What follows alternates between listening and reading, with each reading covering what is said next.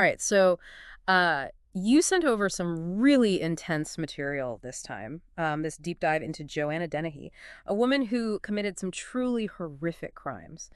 So horrific, in fact, that she's considered one of Britain's most notorious female criminals. I think to even begin to understand how serious these crimes were, we have to start by talking about this idea of a whole life sentence, which I think a lot of listeners might not even know is a thing. Yeah, whole life order. It's not something you hear about every day, and Yeah. as you said, it is incredibly rare in the UK, especially for women. Yeah, and just to be clear, for anyone listening, a whole life order means exactly that. Life in prison, no chance of parole.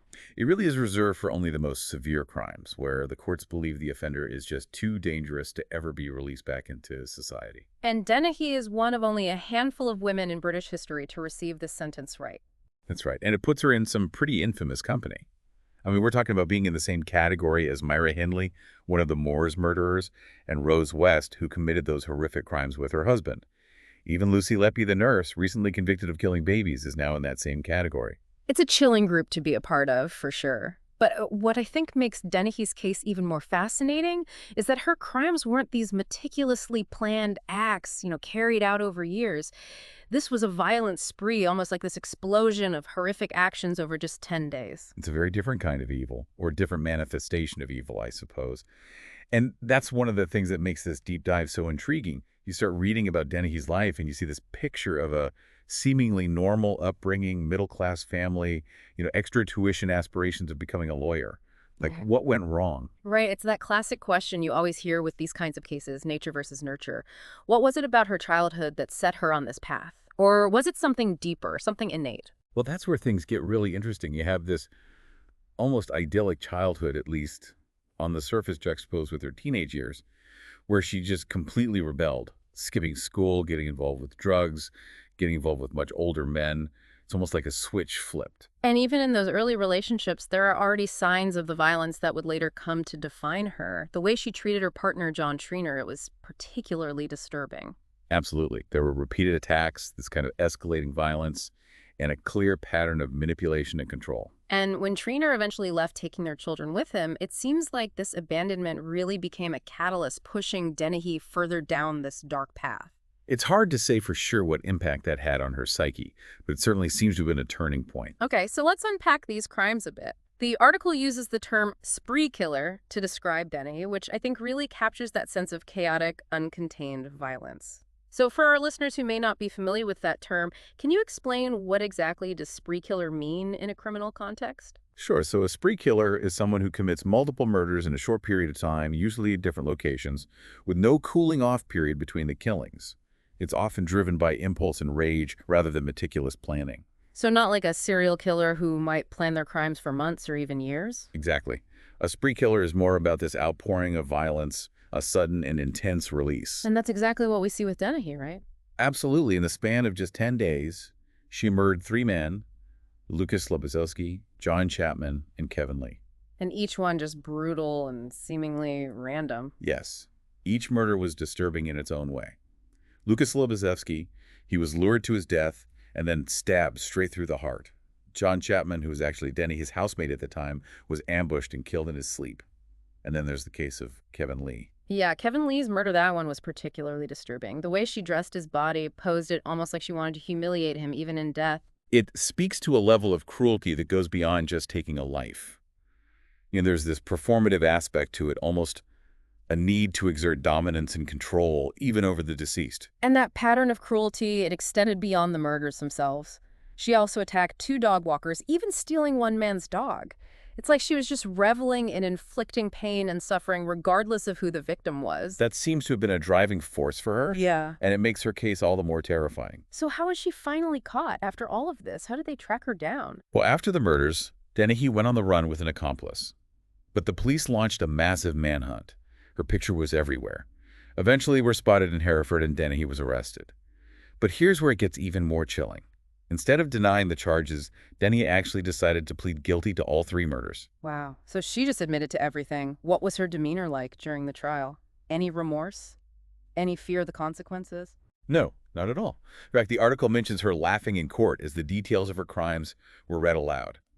It's like she had absolutely no concept of the gravity of her actions, no empathy for the victims or their families. It's bone-chilling to imagine. And I imagine that's what ultimately led to her receiving that whole life sentence. Almost certainly.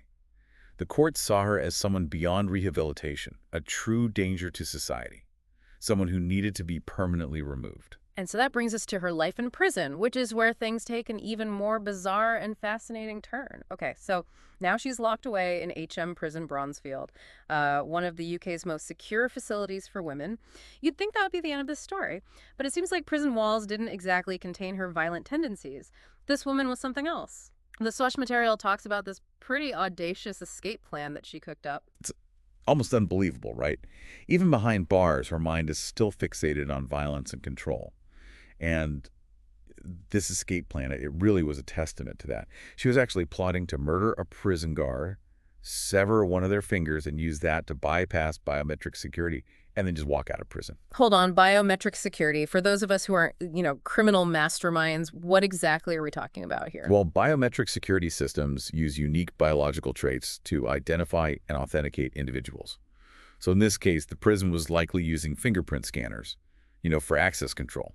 Dennehy's plan was to use the severed finger of a guard to basically fool the scanner. I mean, that's like straight out of a horror movie. And it kind of makes you wonder how much planning went into this. Did she really think she could get away with it? Well, it was definitely a flawed plan. Let's put it that way. Modern biometric systems, they have safeguards against this kind of thing. Yeah. But it just goes to show the lengths she was willing to go to escape and the level of her, audacity. It's incredible and incredibly disturbing how she just seemed to maintain that level of resourcefulness and ruthlessness, even in such a controlled environment.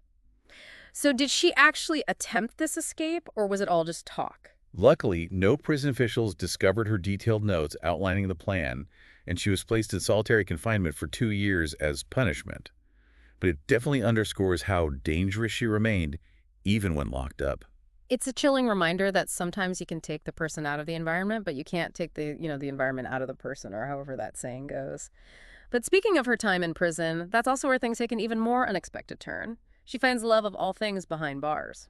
Yeah, this is where the story gets really fascinating. While in prison, Dennehy formed a relationship with her cellmate, a woman named Haley Palmer, who was serving a 16-year sentence for robbery. And it wasn't just, a casual friendship, they became lovers.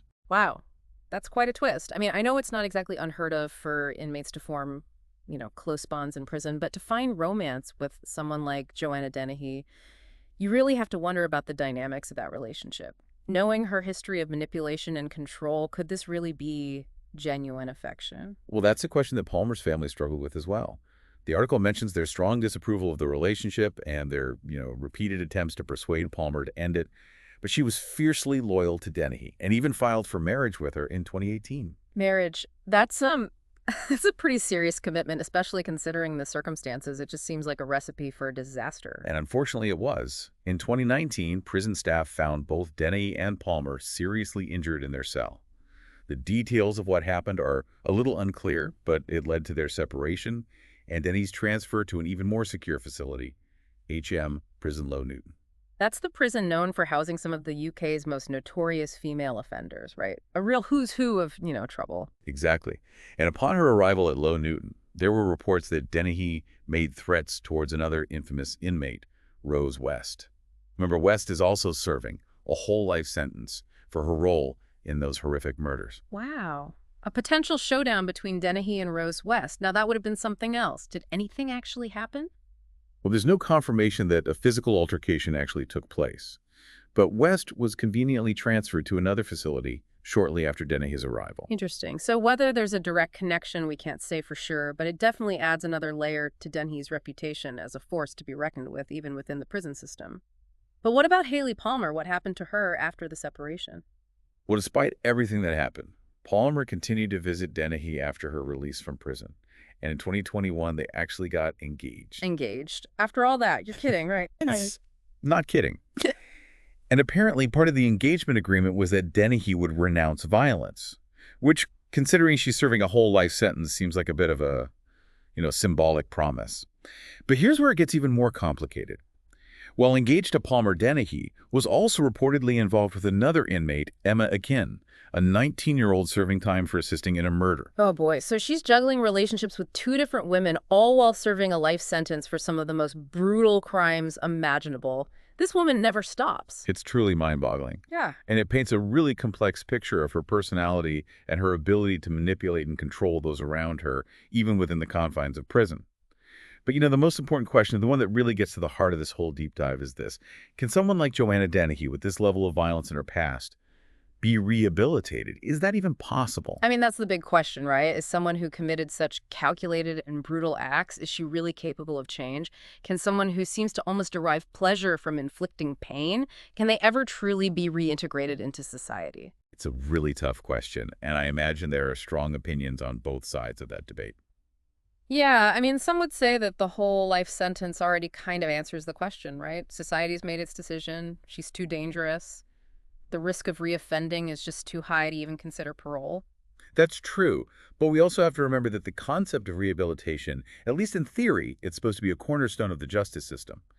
The idea that even the most hardened criminals can, with enough time and the right interventions, find some path back to a normal life. But with Dennehy, man, it's just hard to see that happening. A complete lack of remorse, the chilling, almost enjoyment she seemed to take in her crimes, it just challenges our whole understanding of basic human empathy. It really does.